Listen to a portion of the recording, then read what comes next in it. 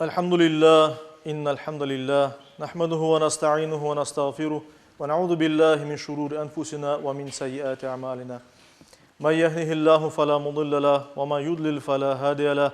Neşhedü en la ilahe illallah vahdehu la şerike lahu ve neşhedü enne Muhammeden abduhu ve resuluhu erselah.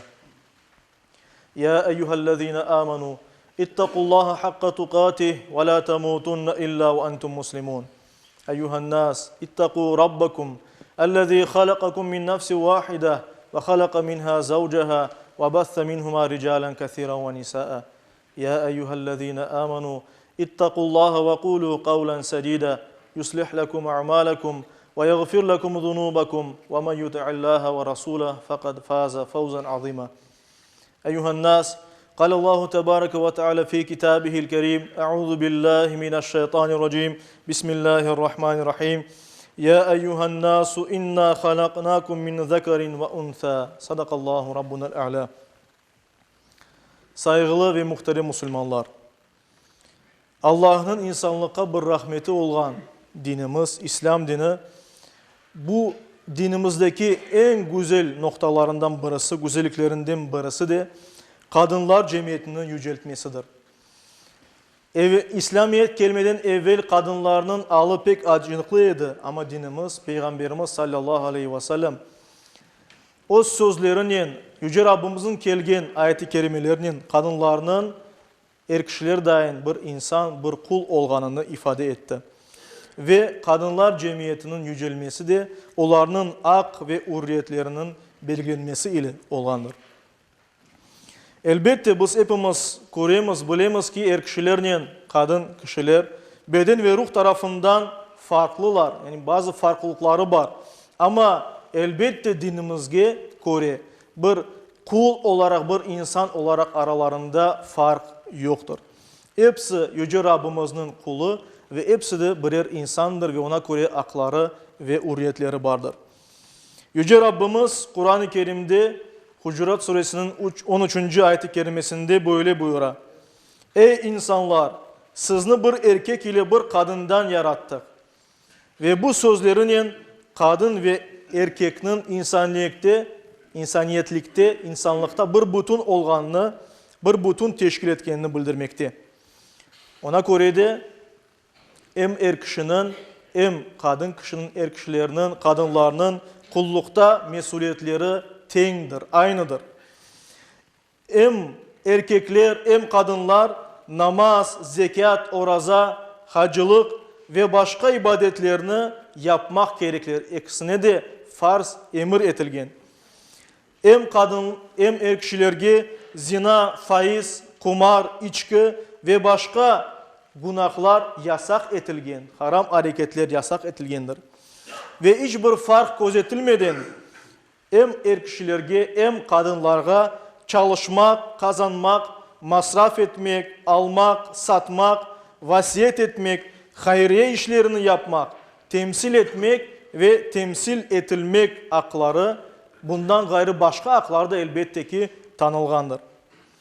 Eğer kadınların yaratılışına itibar etsek, görürüz ki elbet akaylarga nispeten, erkeklerge nispeten bazı bir farklar vardır beden ve ruh tarafından.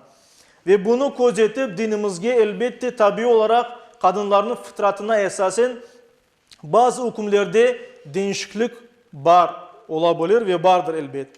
Ama kadınların daha alçak bir vaziyete getirmek değil de dinimiz aksine kadınlarını korçalay ve onların vazifelerini azlaştıra. Dinimizde her bir kadının akları titizlikle korçalanmakta. Bunu biz ayet-i kerimelerde ve Peygamberimiz sallallahu aleyhi ve sellem sözlerinde görmemiz mümkündür. Erkeklerge bakkanda mesuliyetleri daha azdır ve erkekler onlarga daha ziyade mesuliyet yüklenip Kur'an'tanı bakmak ve dinimizge ait işlerini becermek meselesinde. Ömrümüz boyunca kadınlar, vaazda da aytkanımız gibi, kadınlar üç sıfatta ogumuzge çıkarlar. Kız bala, umur arkadaşı yani apay şeklinde ve analarımız. Ve her bir sıfatta hem kız balarımızga, hem umur arkadaşlarımızga, hem analarımızga dinimiz emir eti en güzel şekilde bakmak.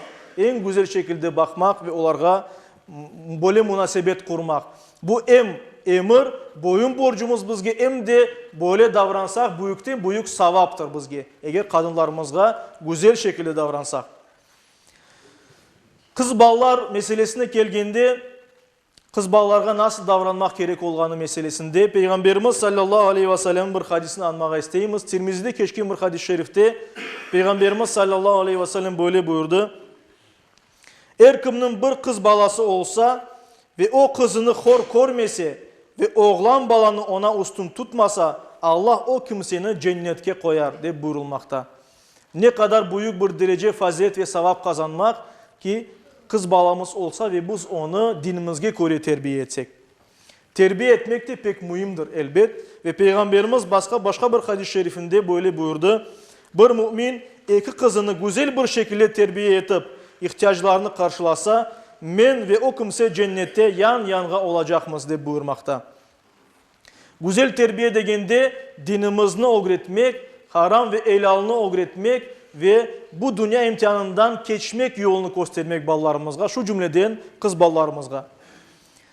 Daha sonra kişiler, oğlan ballar evlenirler ve bir koranta kuralar ve bu korantada elbette bir kadını biz ömür arkadaşımız olarak saylayımız. Ve evlilikte de kadınlarımızga, ömür arkadaşlarımızga güzel davranmak gerekmez. Okuganım Nisa suresinin 19. ayet-i kerimesinde Yüce Rabbimiz böyle buyura, kadınlarınızla yaxşı münasebette olunuz. Yani Yüce Rabbimiz bizge emir eti, kadınlarınızla güzel münasebet kurmak, yaxşı davranmak, güzellikle onlarla münasebet kurmak. Peygamberimiz sallallahu aleyhi ve sellem ise veda hutbesinde meşhur sözlerinde böyle ayıttı. Ey insanlar! Kadınların haklarına riayet etmenizni ve bu hususta Allah'tan sakınmanızı tavsiye etim. Siz kadınlarını Allah'ın emaneti olarak aldınız. Onlarını Allah adına söz verip helal ettiniz. Sizin kadınlar üstünde hakkınız, onların da sizin üstünüzde hakları var diye buyurdu. Ve Tirmizi'de geçken bir hadis-i şerifte Peygamberimiz sallallahu aleyhi ve sellem en hayırlı nimetlerden biri inancına göre yaşamaya yardımcı olan kadın olganını, dindar kadın olganını bildirgen. Başka bir hadis-i şerifte ise Peygamberimiz sallallahu aleyhi ve sellem böyle ayıttı. Sizin en hayırlınız kadınlarına nispeten ahlaklı olganlarınızdır. Ve elbette bizim analarımız var. Kadınlar arasında her birimizin doğan anamız var. Ve Allah Yüce Rabbimiz analarımızı aziz kimseler olarak bizge takdim etti. Sözü mutlak dinlenecek, onlara iyilik yapacak, onlar bakılacak kimseler olarak bizge takdim eteli analarımız. Ve ona göre münasebetini nedir kesmek, uf böyle aytmağa ana babamızga olmay, hususan anamızga da mümkün olganı kadar yaxşılıklar yapmak gerekmez. Yüce Rabbimizin razılık yolunu tapmağa istesek. İsra suresinde 23. ayet-i kerimede Yüce Rabbimiz böyle buyura. Rabbin yalnız ona ibadet etmenizni ve ana babaga iyilikler yapmanızını emir etti. İbn-i Mace'de geçken bir hadis-i şerifte Peygamberimiz sallallahu aleyhi ve sellem iyilik ve saygı için en layık kimse ana olganını ayeti bunu 3 kere tekrarladı sahabilerge. Bir hadis-i şerifte Peygamberimiz sallallahu aleyhi ve sellem buyurdu. Cennet analarının ayakları astındadır. Ona göre de analarımızga lakayt saygısız olmak olmaz. Bu büyük bir günahtır. Analarımızga bakmak gerekmez. Saygımızda kusur etmemek gerekmez. Sözlerini yerine getirmek gerekmez. Saygılı cemaat-i muslimin, aziz Müslümanlar, günümüzde bazı dinimizge göre ters olan şeyler de olabilir. Mesela günümüzde kadın bazı vaktlarda dinin emirlerini ve onun fıtratına ters terbiye alabilir. Ve böylece dinimizge ters terbiye alıp ya da o fıtratına ters terbiye alıp böylece yaşap türlü olmayacak işler yapılması mümkün. Diğer taraftan ise ona yani kadına dinimiz yüklemegen vazifeler verilmesi mümkün. Yani kadın dinimiz vermegen vazifelerin üstüne alsa o bir başka taraftan erkekler bile kadınlardan endi onlar yapmayacak şeylerini bekleyirler. Yani dinimizge göre yapmamak gerek olan şeylerini kadınlarga yükleyirler. Mesela bir korantanı bakmak kadınlarga bağlayırlar kimer vaktlarda. Bu Yani dinimizge ters olgan, ters kelgen şeylerdir elbet. Ve başka bir husus var. Elbet biz ayttık, kadınlar biraz fark etti akay kişilerge bakkanda, er kişilerge. Daha da zayıf hem ruh tarafından, hem beden tarafından, irade tarafından ve ona göre de kim daha güçlü olsa, eğer dinimizge göre hareket etmesi, daha zayıf olganını ezmesi mümkün, incitmesi mümkün. İşte buna böyle etip, öz korantasında en yakın kimselerini, apayını ya da ballarını ezgen, incitkan bir kimse, onun alı pek yaramay ve elbette o Yüce Rabbimiz katında bunu hesabını verecek. Bir kimse eğer özünü akay dese, güçlü özünü düşünse, özünden zayıf kimselerini ezmemek gerek ve bundan vazgeçmek gerek. Küçük yetse özünden daha küçük bir kimselerle yani böyle iddialaşsın ve özünü bu dünyada ispat etsin. Kadınlarga ve ballarga nispeten ise küçüğümüzünü göstermeye gerekmiyor. Yani güzel şekilde Kur'an'da yaşalmak gerek elbet. Saygılı cemaat, her zamanda olganı gibi kadınga gerçek değerini verecek ve onu bahtlı edecek nizam bu dinimiz İslam'dır. Dinimizni yaşap, hayırlı Müslümanlar olmağa, Rabbimizin razılığına yetişmeyi istesek, kadınlarımız için hayırlı hareket yapmağa tırışayıq. Yüce Rabbimiz her birimizge, böylece dinimizge göre hareket etmeye, Kur'antalarımızda hareket etmeye ve huzurlu, aman, güzel, sevgi dolu Kur'antalar kurmağa ve bunu devam ettirmeye hepimizge nasip eylesin.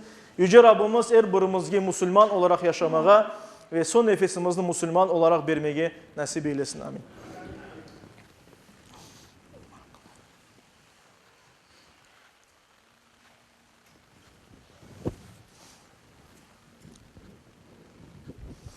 Elhamdülillah ve salatu ve selamu ala Resulillah ve usikum ve nefsel asete bi takvallah. İnna Allah ve melaiketehu yusallun ala nebi. Ya eyyühellezine amanu sallu aleyhi ve sellimu teslima. وارض اللهم عن خلفاء الأربعة أبي بكر وعمر وعثمان وعلي وعن سائر الآل والصحابة والتابعين ومن تبعهم بإحسان إلى يوم الدين وعنا معهم بفك وكرمك يا أكرم الأكرمين ويا أرحم الراحمين. اللهم أعز الإسلام والمسلمين. اللهم أعز الإسلام والمسلمين.